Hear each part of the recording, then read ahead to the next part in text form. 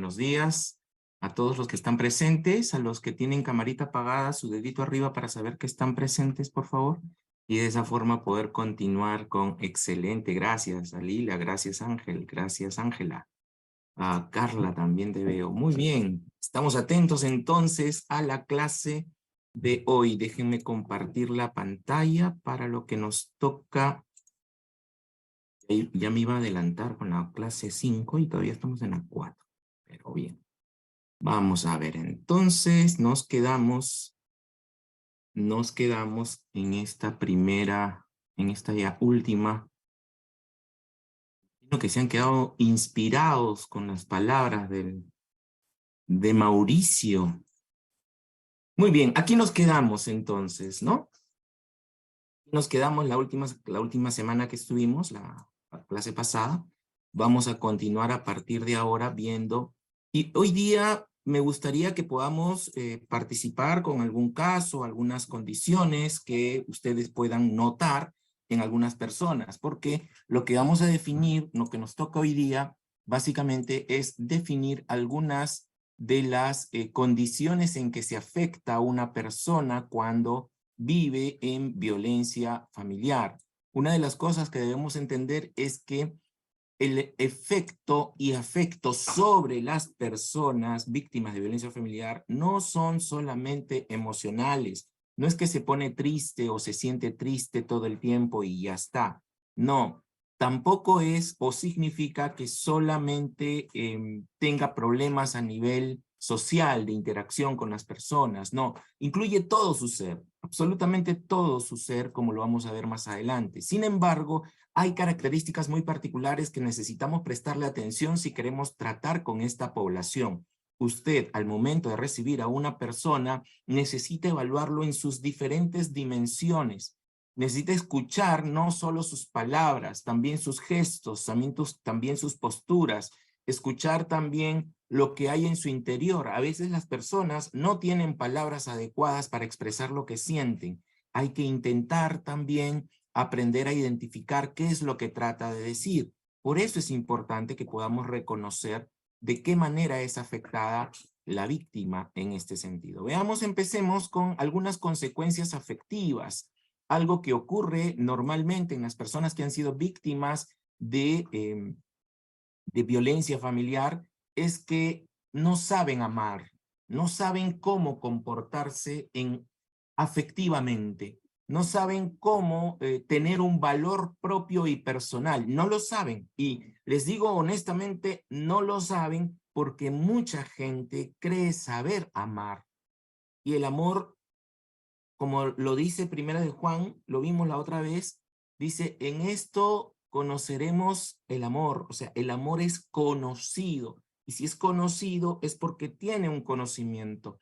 El amor no es solo un sentimiento que hace que las personas fluyan en un río de amistad, de alegría, no, no, no. El amor también es acción, lo decía 1 Corintios 13, habla de 8 características de lo que el amor es y hace, y también habla 8 características de lo que el amor no es ni hace.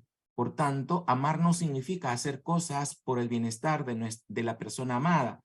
También significa dejar de hacer cosas por el bienestar de la persona amada.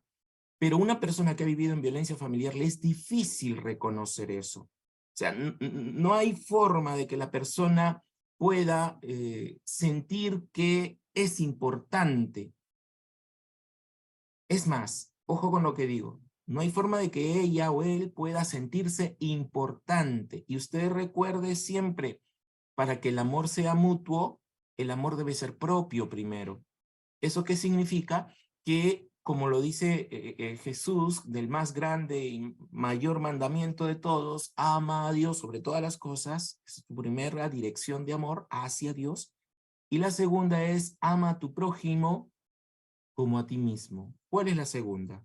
¿Amar al prójimo o amar así a sí mismo? El gran error que hemos tenido en muchas iglesias también es asumir que el amarse a sí mismo es un acto de egoísmo, es un acto de narcisismo, Y no, Pablo habla de que cada uno debe tener un concepto de sí mismo de acuerdo a su fe y que cada uno debe de tratarse con cordura. Habla de tener cordura. Entonces, las consecuencias afectivas anulan todo esto que hacen las personas.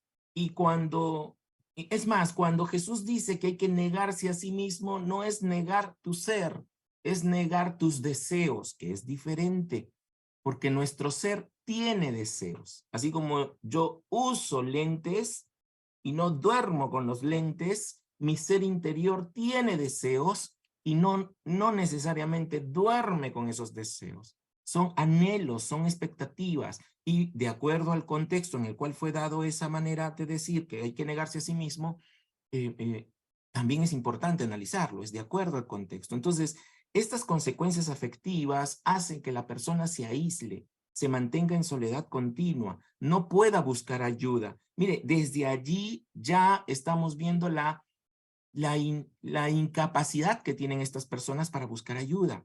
¿Por qué? Porque siente que no necesita ayuda porque se acostumbró a vivir así desde su hogar de origen hasta su matrimonio probablemente. Entonces, importante poderle prestar atención a esas consecuencias afectivas que incluso llega a modificar la personalidad del individuo. Son las personas que se vuelven muy inestables, son las personas que dependen mucho de esta condición. Justamente a mí me gusta mucho usar redes sociales para las personas que me siguen, y ayer o anteayer colgué un video justamente en TikTok hablando de la diferencia entre amor y dependencia, y explicaba que en el amor hay una entrega producto de una elección y preferencia.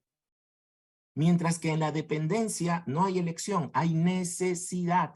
Y estas personas, como han vivido carentes de afecto todo el tiempo, recuerde que viene de una familia de origen con violencia familiar, tienen carencia de amor, entonces lo buscan, pero no para disfrutarlo, sino para usarlo, porque lo necesitan para vivir.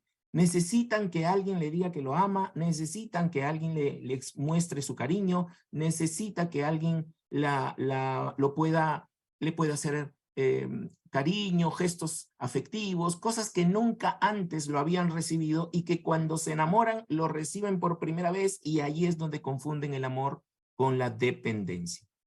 En el amor uno tiene la libertad de elegir, tiene muchas personas a quienes elegir, pero elige a una, prefiere a una persona. En la dependencia no, en la dependencia la necesita a esa persona. Y eso de alguna manera termina generando este tipo de dependencia emocional que existe, ¿no? Gedeón dice, por ello se casan. Sí, lastimosamente, Gedeón. Algunos se casan en ese proceso de, yo lo llamo, si cortáramos la palabra enamoramiento en diferentes partes, nos daríamos cuenta que dice en amor a miento. Así lo trabajo con jóvenes, en el sentido de que están en un amor, en una relación, pero lleno de mentiras, porque el enamoramiento es solamente hormonal. Es más, yo cuando trato este tema les digo a los chicos, vamos a tratar no el tema del enamoramiento, sino el tema del hormonamiento. El tema del hormonamiento, porque todo es una cuestión de hormonas en ese periodo de tiempo de la adolescencia, estoy hablando, ¿no? Básicamente. Entonces, enamoramiento significa justamente que están casándose o están dedicándose a una relación en donde más que amor hay solo deseo, hay solo una condición de entender la vida desde la ilusión. Por eso es que parte del amor también es la desilusión. La desilusión es parte del amor. Ojo con esto, porque cuando uno se desilusiona, uno se choca con la realidad, y desde esa realidad puede elegir quedarse o irse. El que decide quedarse, su amor madura. El que decide irse, se va a experimentar un nuevo amor. Entonces, los fracasos matrimoniales no empiezan desde que se conocen, si se dan cuenta, empiezan desde el mundo donde vivió la persona. Alguna vez mi esposa y yo estuvimos a cargo de un ministerio dedicado a novios y enamorados, solo a novios y enamorados. Y yo les decía que el mejor momento para resolver conflictos matrimoniales es antes de casarse, no estando casados. Y cuando me tocaba dirigir temas para jóvenes adultos solteros, yo les decía que el mejor momento para estar preparados para el matrimonio no es cuando tiene pareja, es cuando está solo. Incluso hasta me encantaba predicar la soledad o la soltería de Adán. Era un tema muy favorito en ese tiempo. La soltería de Adán. Entonces, todo esto se ve afectado en la vida de la persona. Por eso no pueden amar. O sea, el gran problema que tenemos es que queremos resolver conflictos matrimoniales cuando en realidad son conflictos personales. De allí que la persona se vuelve en una condición como lucha, o sea, quiere amar, pero no sabe cómo, se convierte en una personalidad pasivo-agresiva. ¿Eso qué significa? Que son de los que aguantan, que aguantan, que aguantan, que aguantan, hasta que ya no aguantan más y terminan explotando y lastimando a otras personas. O con una personalidad demasiado anancástica. ¿Qué significa eso? Que están continuamente siendo exigentes, perfeccionistas, obsesivos. Son esas personas que dicen, a ver, si quieres que te crea, muéstrame, ¿no? Primero tienes que mostrarme cómo son las cosas, porque si no, no te creo.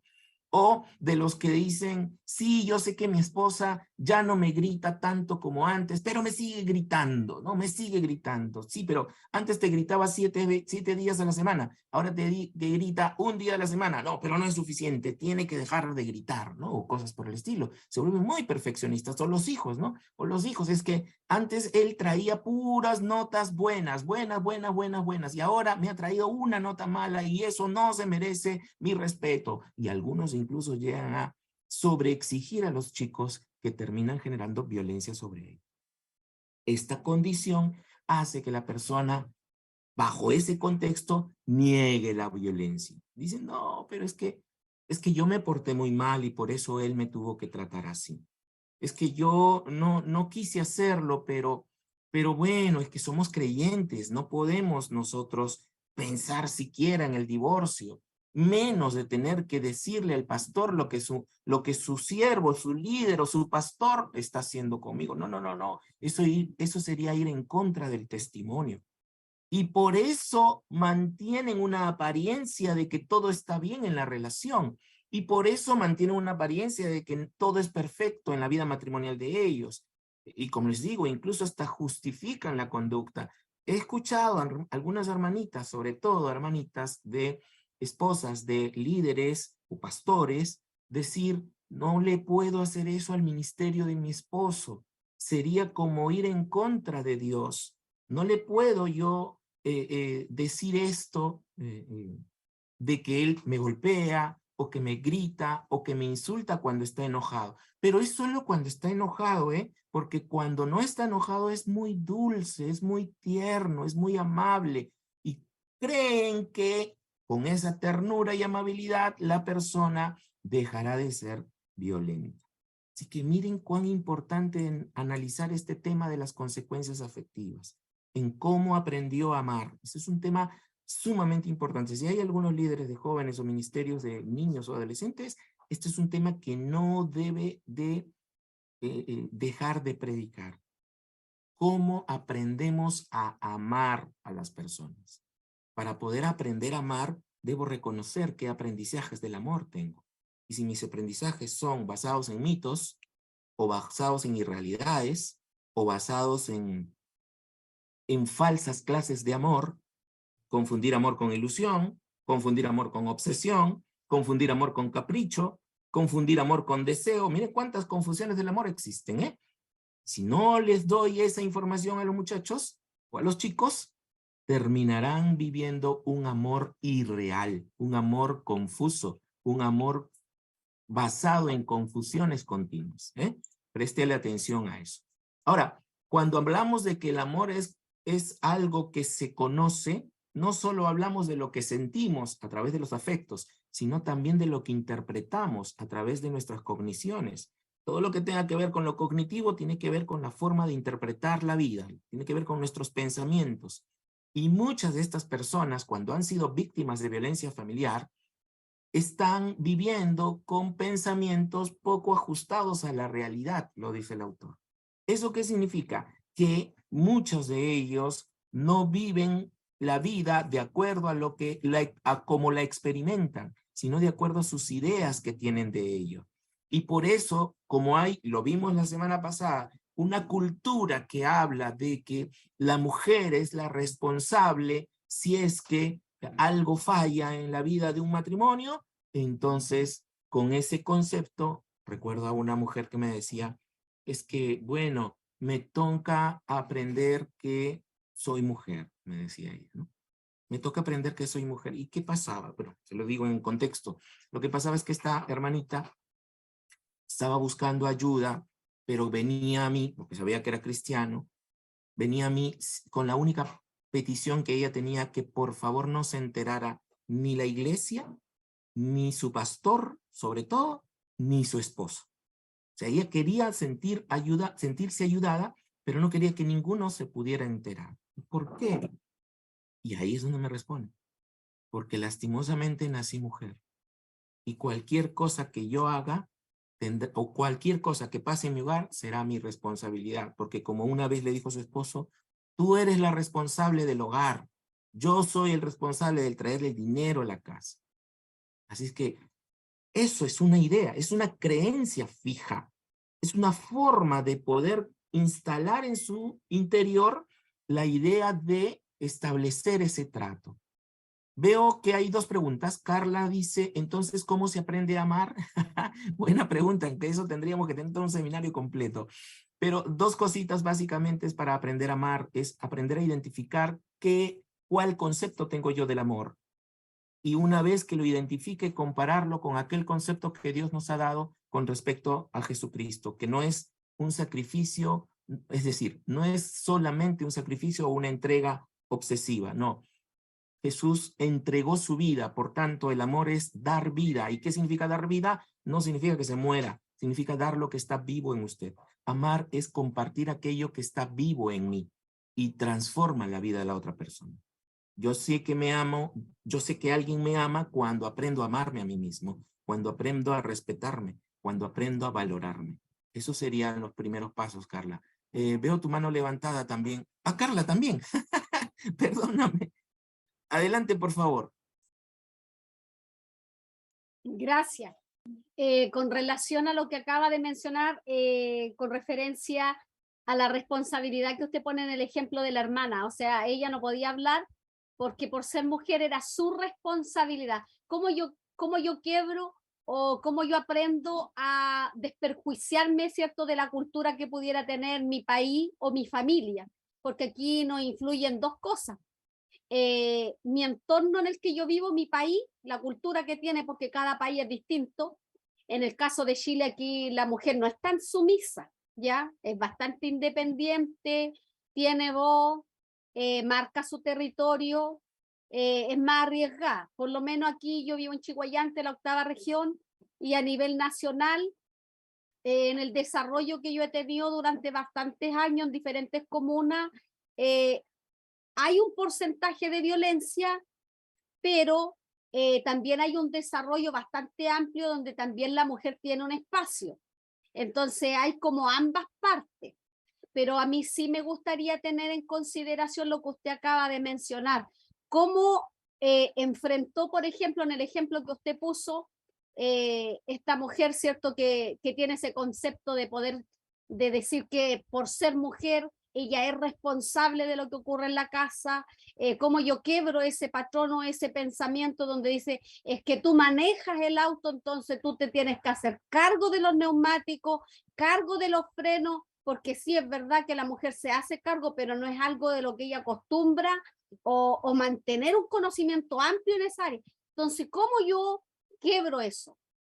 Las estructuras mentales, Carla, son conexiones neuronales a nivel, si habláramos de una estructura cerebral, estamos hablando de conexiones neuronales en nuestro cerebro. Y esas conexiones neuronales en nuestro cerebro están ya grabadas ahí. Es imposible poder borrarlas. lo que necesitamos es reemplazar el aprendizaje con un nuevo aprendizaje. De allí la importancia de conocer la interacción entre la fe y la ciencia, porque se trata de expresar lo que dice la fe, pero también lo que dice la ciencia. Muchas de las cosas que hemos hablado en estos 4 sesiones que estamos teniendo con ustedes, tienen que ver con esto que estoy hablando. A eso la ciencia le llama una reestructuración cognitiva. Esta reestructuración cognitiva no es más que el principio bíblico de Pablo cuando dice, renovaos el espíritu de vuestra mente. Entonces, ambas cosas coinciden en que no podemos tener los mismos aprendizajes siempre. Esto que tú mencionas con respecto a esta persona, bueno, lo que tú mencionas con respecto a la cultura de Chile, es cierto no solo en Chile, en diferentes culturas, pero es porque ha habido un nuevo aprendizaje, si te das cuenta. Ese nuevo aprendizaje producto del feminismo, en muchas ocasiones, que no digo que esté mal, por cierto, no está mal ese nuevo aprendizaje del rol de la mujer, aunque lo ideológico añadido ya es otra historia, ¿eh? Ante esa situación, ni vuelta que darle. Ya sean estos grupos, algunos grupos ideológicos han aprovechado este cambio que el feminismo planteó para instalar su propia ideología. Esa es otra historia. Pero el inicio de este movimiento llamado feminismo nació con la intención de poder devolverle a la mujer lo que ahora Chile, por ejemplo, está disfrutando.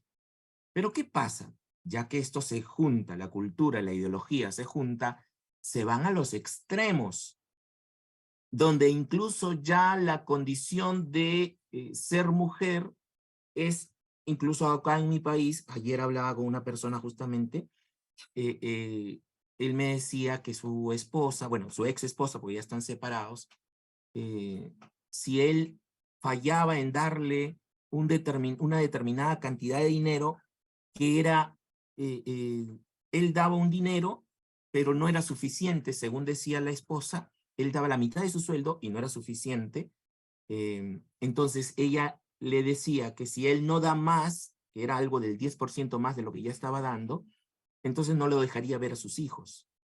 Entonces él fue a buscar una denuncia legal y en la denuncia legal no podían hacer nada porque ella era mujer y porque él es hombre.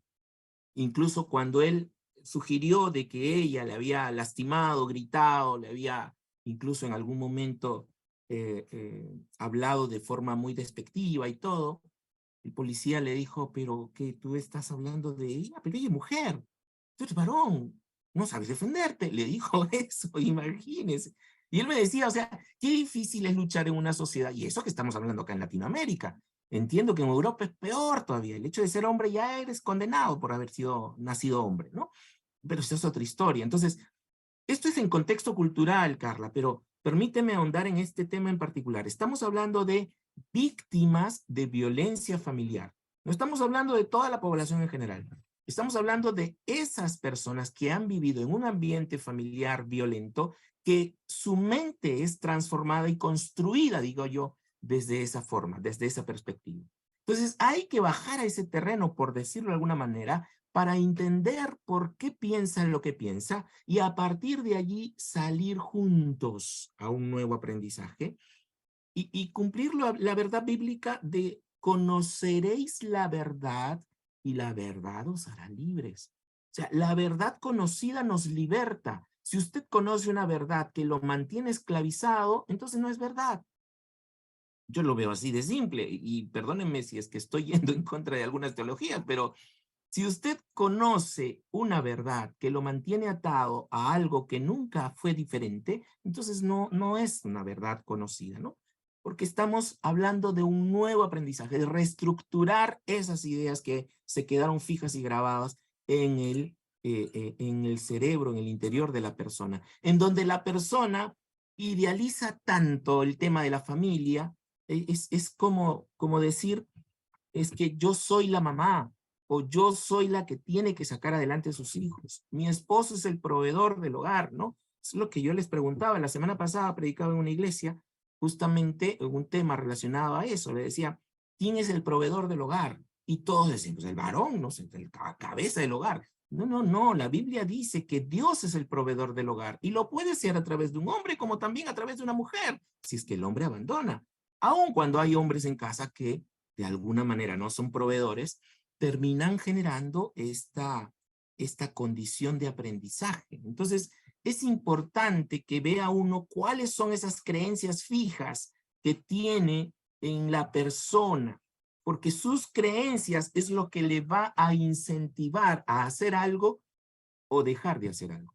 Es más, esta persona, el que simplemente hecho, yo le decía, el que tú hayas venido acá sabiendo que estás en contra de tu esposo, tu pastor, la iglesia, etcétera, el que hayas venido ya demuestra que hay una actitud diferente. Ya te diste cuenta que no estás en un nivel en el cual, en un nivel común, del común de la gente que ha crecido con esas ideas. No, estás rompiendo el esquema y eso es importantísimo. Pero al Adelante, romper Carla. el esquema, pastor, al romper el esquema, igual eso provocará conflicto, porque si yo lo aplico aquí a mi casa, a mi vida, si yo cambiara mi estructura, mi forma, como acaba de decir, me gustó esa palabra, ¿cómo la acaba de decir?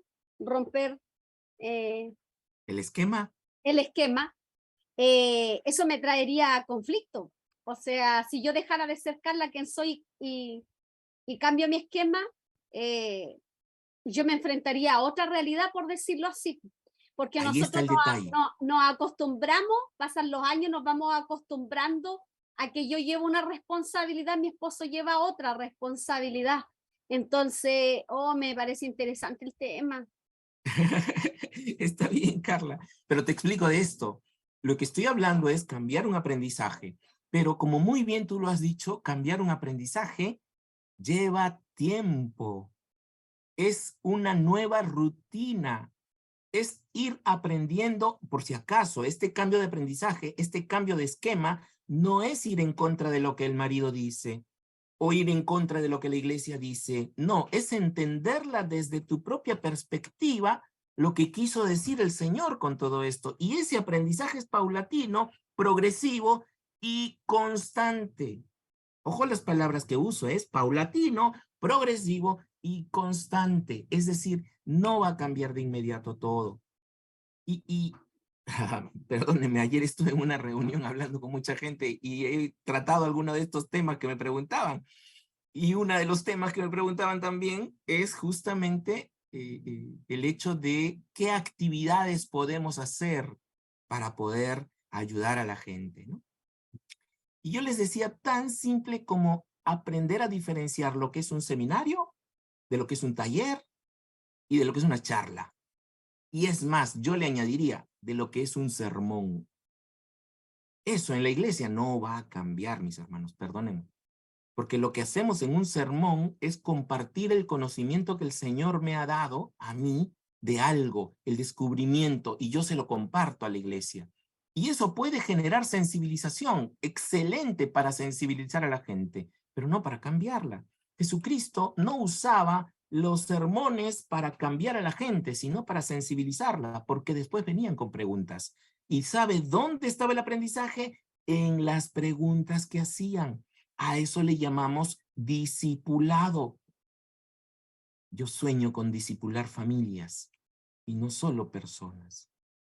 Porque la idea es que transformemos la estructura desde el interior del hogar a través de los padres, a través de los hijos.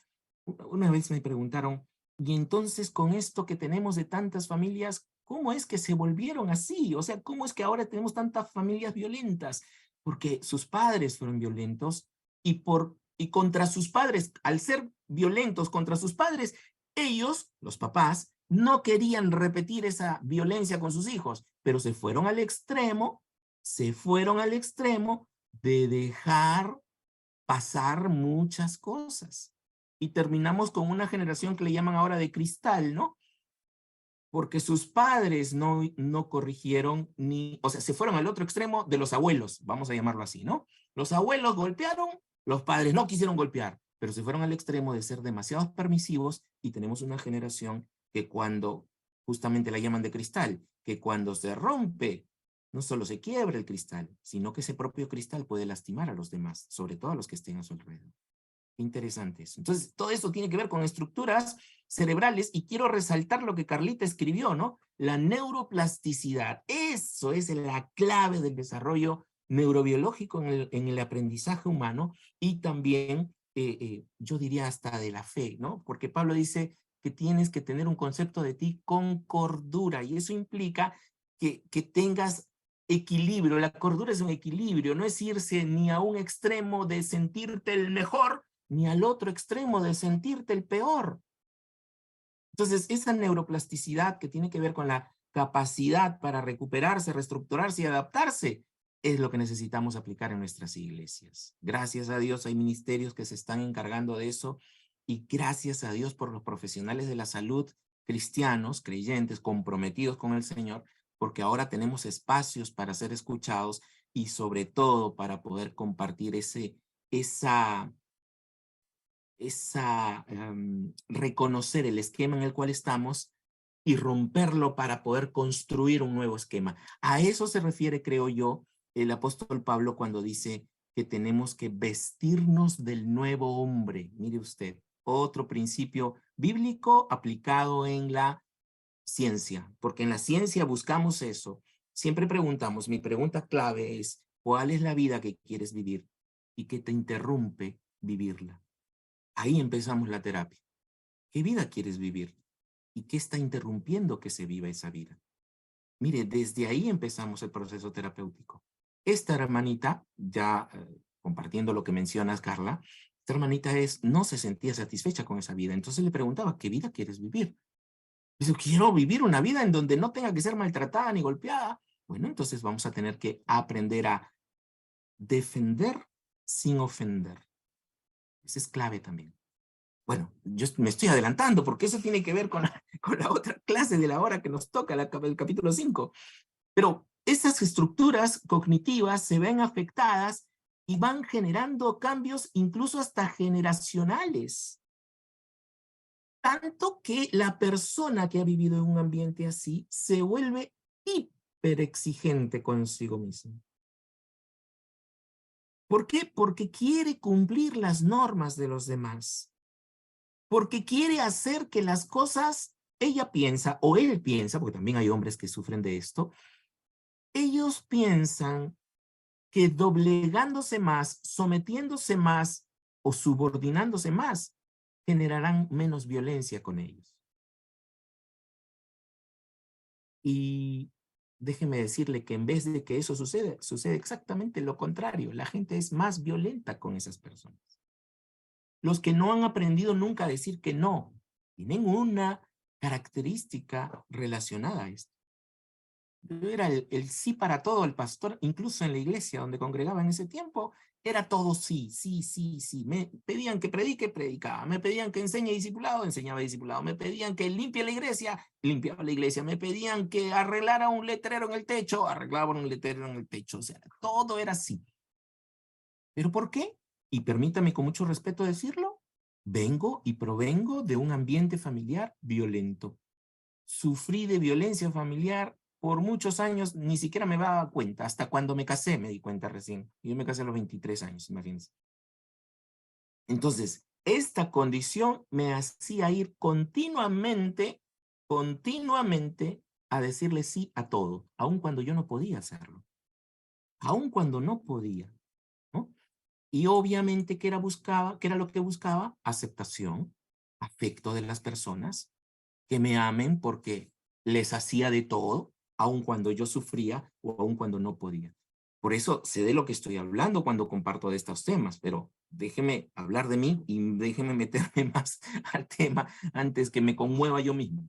Entonces, esa condición de querer buscar ayuda les es difícil. Por tanto, si una persona ha contactado con usted para buscar ayuda, uy, no se imagina, pastor o pastora, o hermano o hermana. Eso ya es una demostración de que esa persona sí puede cambiar y necesita la ayuda necesaria para ese cambio. Y por eso vino a usted, ¿no?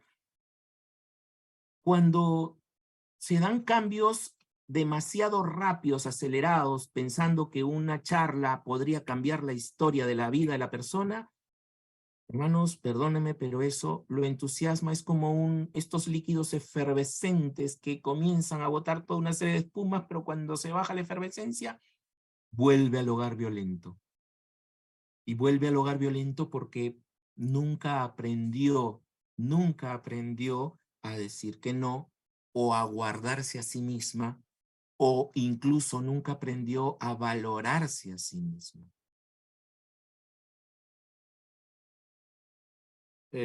Carla dice, si profundizar en eso también. Siempre decir sí a todo, cierto, sí. Es que en realidad estas personas estructuralmente, ojo, no es que lo deseen, no es que uno desea hacerlo y decir, sí, que yo soy bondadoso. No, no, no. Es por el temor al rechazo. Y si me dice si le digo que no al pastor, me bota de la iglesia, me saca del ministerio. No, no, no, no, no. El haber vivido estructuras incluso de abandono, peor todavía. Porque si yo veo a una persona, por ejemplo, si yo he vivido en una estructura de abandono y veo a mi amigo o mi amiga que está hablando con otro amigo, con otra amiga, automáticamente me siento abandonado. Porque esa es la estructura mental en la que he crecido, en un abandono emocional continuo. Por eso es que la mayoría de personas con estructuras de abandono tienen muchos celos, sufren de celotipia, muchos de ellos, por esa estructura mental. Su autoestima es lastimada, le impide ser firme, por el contrario, le hace pensar que es culpable de lo ocurrido, por tanto se somete al abuso. ¿No? O sea, no puedo yo, si voy a salir y me golpea, entonces mejor no salgo. Si voy a conectarme con alguna hermanita, es más, yo he visto parejas o familias en las que les prohíben ir, incluso en las reuniones virtuales que hubo por pandemia, les prohibían estar en reuniones virtuales, ni siquiera estaba presencialmente, era virtual. Y la persona decía que no podía entrar. En una ocasión, una hermana me decía, pastor, estoy feliz porque mi esposo ahora sí me ha permitido entrar a la reunión virtual, pero siempre y cuando tenga la cámara apagada, me decía. ¿Qué? Perdón, ¿de qué me hablas? Y esto fue en una conversación de abordaje en una iglesia donde me tocó dar un tema y ella se me acerca y me dice, pastor, yo estoy contenta porque definitivamente necesitas buscar ayuda porque eso no es nada saludable, ni tú ni él. Cuando hay algunos pastores que trabajamos, en el sentido de que algunos pastores, comprendiendo la labor que se merece, la labor profesional de un consejero, de un profesional de la salud, lo que hacen es derivarlo. Y en muchos casos, algunos pastores que se dan cuenta de estos temas, derivan casos, pero gracias a Dios por la autoridad que tienen de pastor, que lo que hacen es derivarlos en conjunto. A los dos los agarran, ¿no? Dicen, los dos se van a terapia. Y yo voy a tener que supervisar. Recuerdo un pastor que tiene, incluso la iglesia, como él es pastor de la iglesia, un pastor asociado a la iglesia, el pastor general principal, se encargó de pagarle las terapias a esta pareja pastoral, porque estaban en una condición de de mucho dolor. Ellos sufrían de violencia no física, pero sí violencia psicológica. Los dos pasaron su proceso terapéutico, los dos siguen sirviendo, por cierto, los dos siguen siendo pastores, pero ya ahora desde una labor mucho más sana, pero el pastor fue el responsable de decirle, ustedes, así como están, ya hemos orado, ya hemos buscado al Señor en oración con todo esto y no pasa nada. Vamos a buscar un profesional de la salud. Yo los voy a recomendar que vayan con fulano de tal para que puedan pasar estas sesiones terapéuticas en pareja. Ellos pasaron sus sesiones, 8 sesiones generalmente lo que se pasan, y pudieron restablecerse y aprender a nuevamente aprender a tratarse de una mejor manera. Porque a veces, sin darnos cuenta, esas estructuras mentales que nos limitan en nuestra forma de amar, también nos limitan en nuestra forma de comportarnos. Uno se da cuenta cuando una persona ya está sufriendo de algún tipo de maltrato por la forma o por el aspecto físico que tiene, o porque abandona sus actividades, o que suelen responder de forma agresiva, iracunda, o de forma pasiva, ¿no? Donde mantienen estas conductas de querer ayudar a todo el mundo, porque se ven reflejadas en eso. Quieren cambiar el mundo, pero no pueden porque se sienten limitadas o limitados, ¿no? suelen abandonar, ahí la palabrita que dice este acrónimo de GAM, y GAM significa grupos de ayuda mutua, ¿ok? Los GAM significa grupos de ayuda mutua, y los suelen abandonar. Es más, yo he tenido personas a quienes he atendido por violencia familiar que dejan de venir a sus terapias, y yo sé eso, y yo se lo digo del primer día, mira, vas a querer dejar de venir a tu terapia, pero aun cuando no tengas ganas de venir, ven por favor. En los talleres que nosotros dictábamos en matrimonios, les decíamos justamente, ustedes van a, el día mismo que vamos a tener el taller, van a pelear. Así, se los digo honestamente, van a discutir ese mismo día y no van a querer entrar. Por favor, entren con cámara apagada, les decía. No importa si están discutiendo y peleados, entren con cámara apagada, no importa. Ya yo sabía que cuando entraban con cámara apagada, después de haber entrado todas las veces con cámara encendida, algo ha pasado. Y tratábamos de trabajar ese tema, ¿no? Entonces, es importante que podamos verlos. También hay algunas conductas autodestructivas.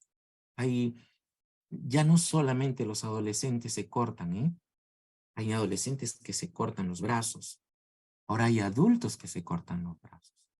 Recuerdo a una persona adulta, un varón, él agarraba las tapas de lapicero, lo que tengo aquí es una tapa de lapicero, y con las tapitas de lapicero, esta parte que es donde entra el bolsillo, esta pequeña parte de acá que es puntiaguda, eso él lo doblaba y con eso comenzaba a rayarse los brazos, a decirse cosas. Recuerdo una jovencita que con una aguja, ella era un poquito gordita, un poquito llenita, con una aguja comenzó a lastimarse el vientre colocándose palabras como fea, como gorda, pero con una aguja. Ella decía que no le causaba dolor, pero al menos se sentía libre de poder expresar lo que sentía en su interior con esas palabras, denigrantes para ella, obviamente. Eran conductas de una persona que vive en una condición de vulnerabilidad frente a la violencia. Esto también os suele ocurrir. La persona violenta, es decir, la persona que ha sido criada en una familia violenta, se convierte con el tiempo en una victimaria de violencia o victimario, trasladando esa violencia tanto a los hijos como a los ancianos o a los padres, ¿no? O a los abuelos. Entonces, son condiciones que uno necesita prestarle atención para poder dejar que estos comportamientos cambien. Bueno, vienen los sentimientos de culpa que los lleva a mentir continuamente, a encubrir al agresor, a consentir el maltrato, etc. Esto ya lo hemos visto bastante veces con problemas con personas.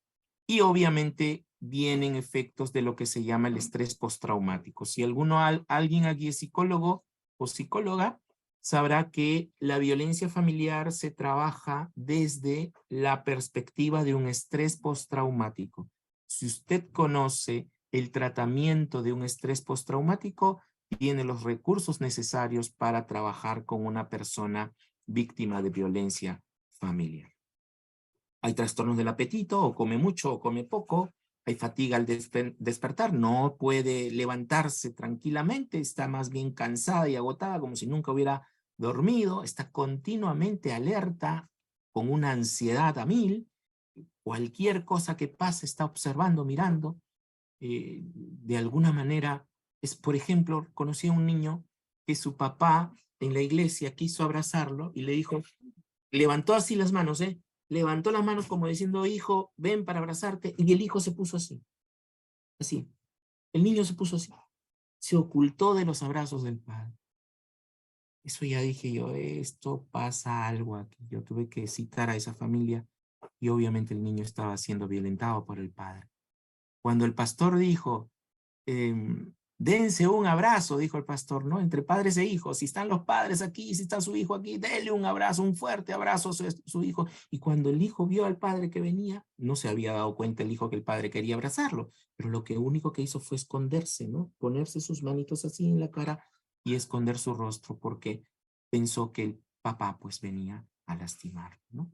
Hay una hipersensibilidad, irritabilidad, letargo, lento, no quiere avanzar, no quiere decir nada, su estado de ánimo cambiante, pesadillas, todo eso pasa, ¿no?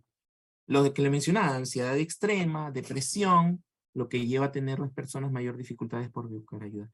Eso también es importante saberlo. Las personas que viven en esta condición no buscan ayuda. Por eso es que yo les digo, si usted recibe a alguien que está buscando ayuda por violencia familiar, hermano, dio en el clavo, ¿no? Dio en el clavo porque la persona tuvo la voluntad y la oportunidad y la capacidad de poder buscar ayuda. Por eso es importante que desde el altar podamos dar temas relacionados a este tema grande de la violencia familiar. Porque, insisto, un sermón o una charla o incluso un seminario, lo que hace es sensibilizar a la persona. Esto que estamos haciendo, la labor que estoy haciendo con ustedes es un curso que está relacionado a un seminario, taller. En ese sentido, yo estoy hablando de cosas que conozco, usted está haciendo preguntas y comenzamos a hacer el diálogo a través de este espacio. Esos son los seminarios talleres. Un seminario sería que yo hablo y nadie pregunta, nadie dice nada, todos callados, apuntando tal vez, aprendiendo, ¿no? Bueno, para los que puedan aprender. Eso es un seminario. En cambio, en un taller, si esto fuera 100% taller, yo no estaría hablando. Quienes estarían hablando fueran ustedes. Yo estaría solamente haciendo preguntas o haciendo alguna interacción. Eso es un taller. El taller está dirigido al cómo hago las cosas, cómo hago para cambiar. El cómo está en el taller. El qué está en el seminario o en el sermón o en lo que Dios quiere o Dios ha puesto en mi corazón para compartir con la gente. Ese es un sermón. ¿Puede transformar una vida? Claro que sí, pero es el inicio de. El resto es a través de acompañamientos, que es la labor principal de un consejero, acompañar a las personas. Entonces, tenemos todos estos como parte de las consecuencias comportamentales. Veamos ahora consecuencias sociales. Clave, lo decía hace un momento, si no me equivoco, Carla, la normalización de la violencia a nivel cultural, ¿no? Esto es normal, en nuestro país esto es normal. O que la mujer sea violentada o que la mujer sea la que violenta. En algunos países se está normalizando eso también. Lo que generas son víctimas sobrevivientes a la violencia y que obviamente repiten estos problemas a lo largo de su historia de vida. También, a nivel político o sociopolítico y económico, sí tiene un valor elevado para la sociedad, etcétera, ¿no? En algunos lugares, producto, insisto, esto es de familias por violencia, no toda la población, es las familias que viven una crisis de violencia. Algunas pueden encontrarse aisladas o incapacitadas de trabajar, o perder el sueldo, o dejar de participar en actividades cotidianas, ya lo decía hace un momento. Todo eso lo dice la Organización Mundial de la Salud en una investigación del 2016. ¿Qué más tenemos? Esto es clave. Los casos que existen de feminicidio, el perfil de la víctima, generalmente mujer en un 88%, adulta entre 18 y 35, con hijos, embarazadas, y quien fue victimario con ella, generalmente sus parejas o su exparejas en un 56%. Y la mayoría procede de una zona urbana. Rosa, veo tu mano levantada. Adelante, por favor. Buenas tardes, profesor. Pregunta, vamos a ver si lo estoy... por ejemplo, un matrimonio que no ha vivido violencia en casa, pero resulta este hogar, ella vivió con su padrastro, pero no con su padre. Entonces buscó refugio en el esposo como ser papá. De ahí que de alguna manera llegó a ser víctima de violencia verbal, aunque no sea física. Pero esto afecta a una persona, sea hombre o mujer, que no tuvo su papá, no hubo esa parte de identificarse con el padre, que luego acepta. Ahí vendría a ser el asunto, que acepta que la otra persona pues sea el controlador, sea el que humilla. Eso puede suceder aunque no haya habido en este hogar de violencia. Recuerda, Rosa, que la violencia no solamente es física, sino también psicológica y también puede darse por una estructura de abandono. Tal vez ella no está recibiendo la violencia o aceptando la violencia por lo que haya vivido en un contexto violento, sino por el temor a ser abandonada. Entonces, esa condición también es válida de poder tratarse. El miedo a que se vaya el esposo o que se quede sola o que no sepa cómo actuar porque nunca tuvo una figura paterna o una figura que le brinde seguridad. La figura del varón en casa es la encargada de generar lo que se llama la seguridad, mientras que la figura materna en casa es de alguna manera la encargada de generar afectividad. Toda persona necesita de afectividad y seguridad para poder vivir. Entonces, cuando no lo ha tenido, ella puede, probablemente en esas circunstancias, habría que analizar más el contexto, ella podría estar aceptando esa condición solo por temor al abandono. Entonces, para que no me abandone, aguanto nomás, ¿no? Justifico, ¿no? O bueno, digo, sí, pues es que me porté mal o no hice lo que debería haber hecho, etcétera, ¿no? Entonces, eso sí es importante poder considerar. José, veo tu mano levantada. Adelante, por favor. Buenos días a todos, te reitero a su profesor también. Uno ve los casos de feminicidio, las mujeres son las víctimas, por su nombre se lo indica, pero generalmente una de las causantes de los feminicidios son las mujeres, porque ellas están formando también y ellas ven, ellas ayudan de manera indirecta o sin quererlo a formar mañana más tarde a aquellos varones que causan ese tipo de conducta y generan esa violencia, pastor. Gracias. Totalmente de acuerdo contigo, José. Totalmente de acuerdo. Las mujeres que crían mujeres, desde esa perspectiva, suele ocurrir eso, ¿no? La madre diciéndole a la hija mujer, atiende a tu hermano varón porque viene del trabajo, ¿no? Ese es un ejemplo claro, por ejemplo, ¿no? O la madre que tiene una hija mujer le dice a la hija mujer que tiene que hacer cosas en casa, mientras que a su hijo varón está jugando Play, ¿no? Entonces, eso también es importante considerarlo. A veces, como muy bien lo has dicho, José, muchas damas son las mismas encargadas de generar todo este ambiente también. Pero habrá que ver esas mamás que son así, cómo fue su crianza también, ¿no? Eso también es importante evaluar, porque tal vez creció en un ambiente así, donde se está repitiendo. Y nuevamente volvemos al rompimiento de esquemas, ¿no? A la reestructuración cognitiva, de entender el esquema familiar en el cual ha sido criada la persona, para saber cómo ir cambiando esta estructura, ¿no? Esta estructura de condición. Y el tema del feminicidio, mi estimado José, aprovecho para aclararlo, tenemos que diferenciar marcadamente este movimiento denominado feminista con el feminismo ideologizado de la actualidad, feminismo radical que le llaman, ¿no? Que lastimosamente es lo que está causando daño. Pero el feminismo como tal nació en una condición de lucha, pero para recuperar algo que la mujer no tenía. Bueno, ¿cómo podría recuperarlo si no lo tenía? Más bien, para conseguir aquello que la mujer no tenía, ¿no? Pero ahora lo tiene. Pero ahora este feminismo ideologizado, con un nivel de violencia más elevada, ya no quiere recuperar solamente, ya no ha querido recuperar solamente, sino que además quiere generar, o yo diría incluso desquitarse con el grupo de los varones frente a los sufrimientos que alguna vez vivieron, ¿no? Es un desquite, lo veo yo más, este feminismo ideologizado de la actualidad, el feminismo radical, más que un movimiento que quiere obtener aquellos derechos que alguna vez o que por muchos años se les negó a las mujeres. Carla, te leo. Si muy bien mi mamá me decía, atiende a tu hermano, yo le contestaba que lo haga él, por lo cual se me criticó por años sin respeto. Cierto, cierto, Carla.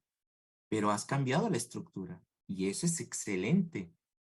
Tu generación va a ser bendita a través de este tiempo en la medida en que puedas equilibrar lo que recibiste de lo que aprendes. Así es que te bendigo, Carla, a ti y a tu familia, y a todos los que están en esta clase en particular, que como ven, me entusiasma mucho compartir. Ahora, veamos el victimario, ¿no? Generalmente, obviamente, de acuerdo a los casos de feminicidios, miren, 89% son hombres adultos. Este es el perfil del agresor, ¿eh? Entre 18 y 45 años. Mire usted, 18 a 45. De conducta violenta, que justifican su accionar. Generalmente, ojo, la mitad de las personas violentas o que violentan a otra, lo hacen por celos. Por celos. Miren qué importantísimo tema a tratar en las relaciones interpersonales de los chicos, adolescentes. Si usted quiere cambiar una generación, cambia a sus adolescentes y se dará cuenta que el resto es solo resultado de ello. Tratar tema de los celos en adolescentes. Pero adolescentes ni siquiera se enamoran. Sí se enamoran, porque es un acto biológico, no es un acto consciente de ellos. Están enamorados en algún momento y tienen celos. Miren, las investigaciones refieren que a los 14 años es la primera vez que una persona empieza a tener conciencia del amor. El primer amor se vive a los 14 años. Y la primera señal de violencia a los 16. Mire usted, la primera señal de violencia registrada en estadísticas es a los 16 años. Generalmente por violencia de pareja por los celos. 57%, o sea, la mitad de esas personas violentas planificaron su ataque. Ojo con esto. No fue un ataque de inmediato, no, lo planearon. 55% lo hizo con crueldad, 66% empleó la modalidad de los golpes y el 35% las asfixias. Quiero avanzar rapidito porque terminamos con esto el día de hoy. Miren, las dos clases de personas violentas que existen según estos autores, Jacobson y Gottman hablaron sobre esto. Está el pitbull y la cobra, así lo llaman ellos.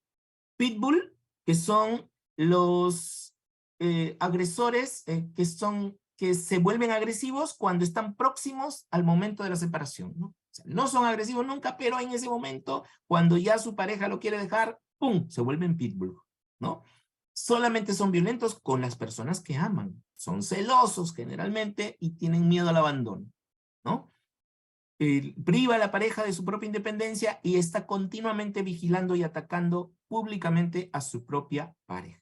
Los pitbull, reaccionarios, así que reaccionan de forma violenta. Y los cobra, que son más bien los que ya están, ellos no necesitan alguna reacción, ellos viven con la violencia continuamente. Incluso hay gente que es difícil de tratarlas. Ellos pueden distraer o dilatar su agresión por mucho tiempo, pero cuando atacan, lo hacen de una manera muy, muy, muy intensa. Laura escribe, un tiempo estuve por Madrid, había organizaciones de apoyo a mujeres migrantes que en el fondo nos hacían odiar a los hombres. A eso me refería, Laura, y gracias por compartirlo, porque ya no es una condición de recuperemos nuestros derechos, no. Ahora ha cambiado por venguemos o por venganza, ¿no? La forma en que nos trataron. Tenemos que odiarlos, ¿no? En otras palabras. No es posible que nos hayan maltratado tantos años de nuestra vida, ¿no? Y con eso ya es ideología, eso no tiene que ver con las cosas que... Terminamos con esto. Bueno, esto es un poco más de lo que ya hemos hablado, no quiero ahondar en esto, pero están las condiciones tanto cognitivas como emocionales, ya lo hemos hablado. Y dentro de las conductuales. Oh, perdón, esto es de los agresores o agresoras, si se permite el término. Cognitivamente, hace un rato veíamos el perfil cognitivo de la persona víctima. Esto es de los agresores. Están negando, minimizando o justificando la violencia. Siempre están culpando al otro. Este es el síndrome de Adán, ¿no es cierto? El síndrome de Adán que dice, ella tiene la culpa, ¿no? No yo. Le escribe, profesor, ¿y qué hace cuando el esposo ha trabajado tanto en la esposa psicológicamente haciéndole creer que ella no lo ayuda en su empresa a pesar de que ella maneja la parte administrativa? y se cree el importante y que por él todo lo que tienen y solo con la mirada la hacen sentir mal. Bueno, definitivamente necesita un tratamiento psicológico. Definitivamente no lo va a querer aceptar, pero a través de lo que ocurre en esa empresa, sí, pues, no quiero ponerlo como un mandato, pero lo quiero poner como una reflexión, ¿ok, Ethel? ¿Qué pasaría si esa persona faltara un día al trabajo? ¿Qué pasaría si faltara 2? ¿Qué pasaría si faltara 3? ¿O qué pasaría si se cambiaría de trabajo? Tal vez solo eso podría ayudar a que la persona se dé cuenta de lo que está perdiendo. Una de las cosas que trabajamos en infidelidad, en el curso de infidelidad, es justamente hablar sobre pierde quien te pierde. Pero la persona no se da cuenta de lo que pierde hasta que lo valora. Entonces, allí, que pida sus vacaciones. Muy bien, Hilda, bien pensado. Pierde quien te pierde, que es la clave en esto. Pero para que la persona se dé cuenta de lo que pierde, ¿cómo decirlo? La perdida, ¿no? O la persona perdida tiene que ser consciente de lo que el otro va a perder. No sé si me dejo entender. O sea que si yo veo que mi jefe no se da cuenta del valor que yo tengo, probablemente sea porque yo no me he dado cuenta del valor que yo tengo y por eso sigo teniendo ese jefe. Y por eso sigo teniendo esa interacción con esta persona. Si yo me doy cuenta del valor que tengo, entonces tengo que valorarme. Y si ese jefe, por su trato, no se da cuenta del valor que yo tengo y del que yo ya me di cuenta, entonces me perderá. Ahí se cumple el principio de pierde quien te pierde. ¿Me estoy dejando entender con esto? Ojalá que sí. No quiero envolverle en este que parece más bien un trabalenguas, pero es eso, es pierde quien te pierde. Y la clave es, insisto nuevamente, el lograr un concepto de sí mismo con cordura. Recuerde, concepto de sí mismo con cordura. Adelante, Rosa, gracias por estar aquí. Dios te bendiga. Pero lo puedes ver de nuevo en la grabación, no hay problema.